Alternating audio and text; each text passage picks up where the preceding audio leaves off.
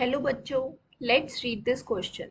The question says a dielectric slab of thickness D is inserted in parallel plate capacitor whose negative plate is at x is equals to 0 and positive plate is at x is equals to 3D. The slab is equidistant from the plate.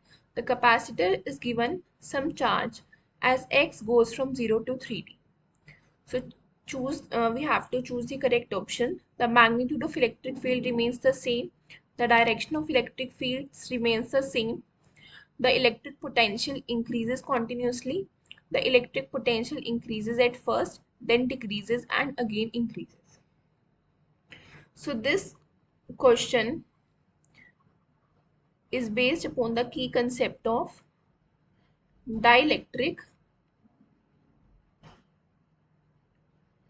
inside capacitor.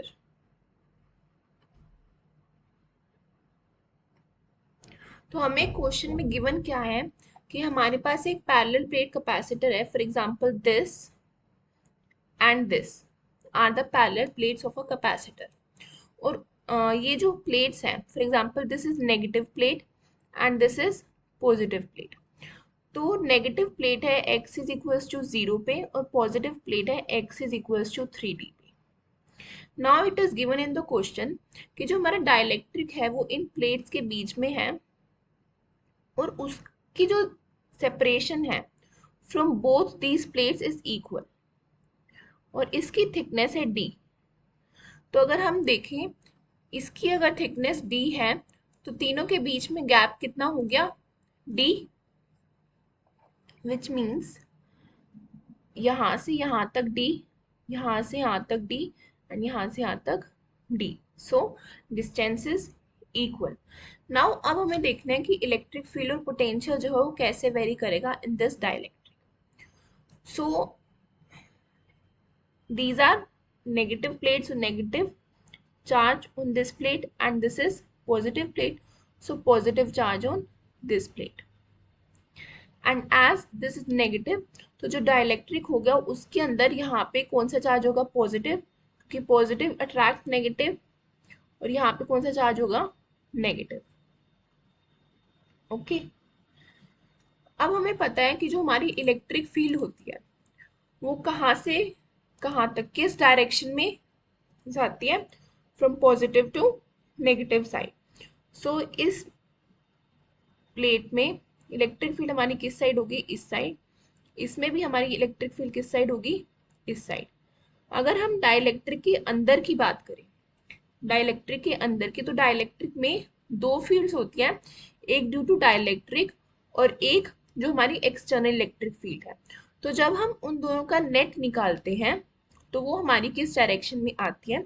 For example अगर मैं side में आपको समझाऊं तो हमारी net electric field है इस side due to positive and negative, और डाइलेक्ट्रिक के अंदर हमारी पॉजिटिव टू नेगेटिव इस साइड है, but this field is small. So हमारी नेट इलेक्ट्रिक फील्ड जो आएगी डाइलेक्ट्रिक के अंदर वो इसी साइड आएगी. सो तीनों सेपरेशन में जो इलेक्ट्रिक फील्ड है वो किस डायरेक्शन में है, फ्रॉम राइट टू लेफ्ट. तो इसलिए जो डायरेक्शन है इलेक्ट्रिक फील्ड की, direction of electric field is same.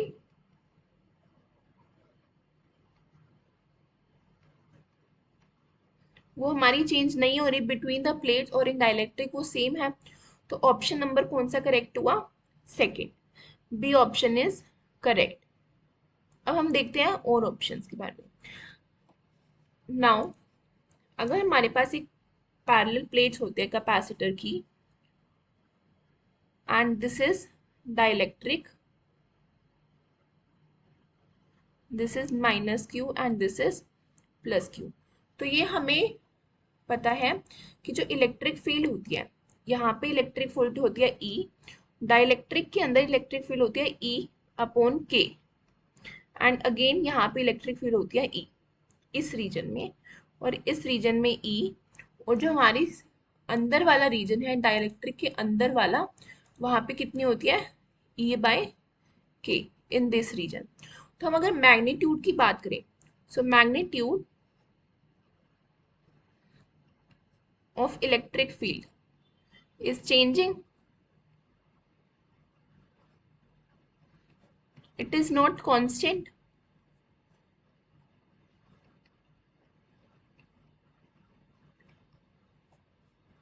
So option number first जो है वो हमारा क्या हुआ, incorrect. This option is incorrect. The magnitude of electric field remains the same. Option B is correct. Now we come to potential. So before coming to potential हम एक बार electric field का ग्राफ देख लेते हैं. विद डिस्टेंस कैसे आएगा अगर हमने देखा. सो पहले हमारी इलेक्ट्रिक फील्ड कितनी है, ई. तो ये हमारा हो जाएगा E. Then E naught upon K होती है, तो ये हमारा डिक्रीज करता है this one. And then again E हो जाती है, तो ये. Okay. So electric field with distance अगर हम देखें, सो ये हमारा वैल्यू हो गया E and this is E by K. Now coming towards potential. Electric potential. So electric potential हमें पता है, हमें ई क्या होता है, minus of dv over dr. So we can write v as minus integration of e dot dr. Okay.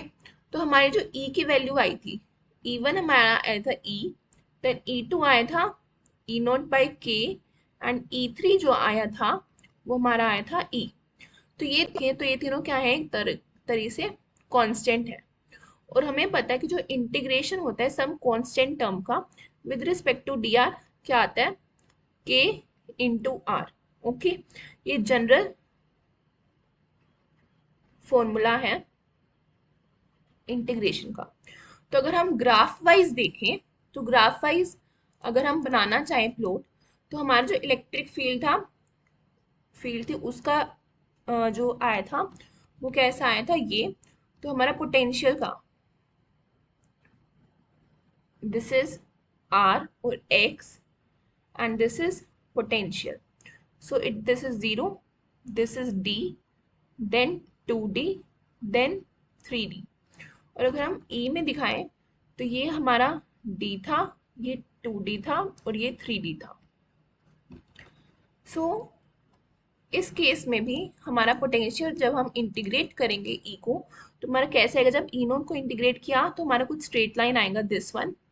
फिर हमारा d से 2d e नोट बाई के है, वो भी कुछ टर्म आएगी that is dependent on x.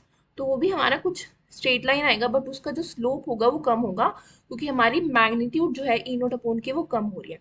And then again from 2d to 3d हमारा e है इलेक्ट्रिक फील्ड, तो अगेन उसकी इंटीग्रेशन वही होगी. सो एक तरह से ये हम देखा जाए तो जो पोटेंशियल है वो क्या है, नॉट कांस्टेंट, क्योंकि उसका जो मैग्नीट्यूड है वो चेंज कर रहा है. So potential is not constant, it is increasing continuously. Okay. किसी भी पॉइंट पे डिक्रीज नहीं कर रहा, सिर्फ इंक्रीज कर रहा है. तो हम ऑप्शंस में चेक करते हैं. C option is the electric potential increases continuously, while D option is the electric potential increases at first, then decreases and again increases. तो हमने देखा कि फ्रॉम ग्राफ अगर हम देखें तो कॉन्टिन्यूसली जो है वो इंक्रीज कर रहा है. So option number 3 will be correct. तो हमारे दो आंसर आ गए, option number 3 and option number 2. So these two options are correct. I hope you understood it well. Best of luck for your future.